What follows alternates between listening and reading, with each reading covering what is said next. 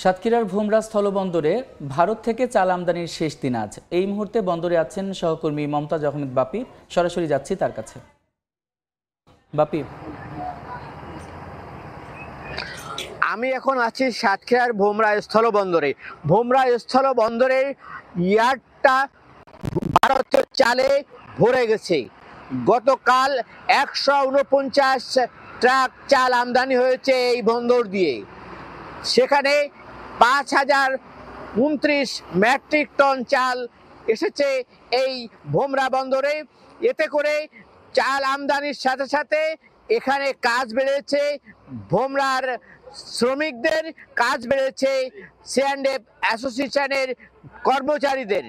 এই কাজ বাড়ার সাথে সাথেই তারা অনেকটাই সন্তোষ প্রকাশ করেছে আমাদের কাছে।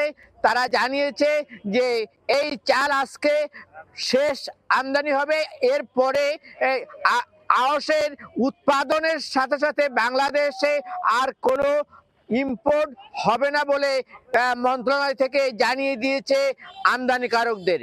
ভোমরা বন্দরে আজকের এই এখনো শতাধিক ট্রাক ওপারে ভারতীয় পারে অপেক্ষমান রয়েছে বলে আমাদের জানিয়েছে এখানকার C&F অ্যাসোসিয়েশনের কর্মকর্তা। আমাদেরকে জানিয়েছে এই বন্দর দিয়ে 19 আগস্ট থেকে এই চাল আমদানি শুরু হয়।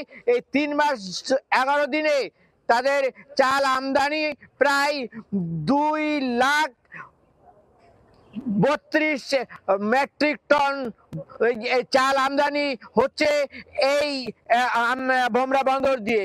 এই ছিল ভোমরা বন্দর দিয়ে চাল আমদানির সর্বশেষ চিত্র। সাতক্ষীরার ভোমরা স্থলবন্দর থেকে যুক্ত ছিলেন সহকর্মী মমতাজ আহমেদ বাপি।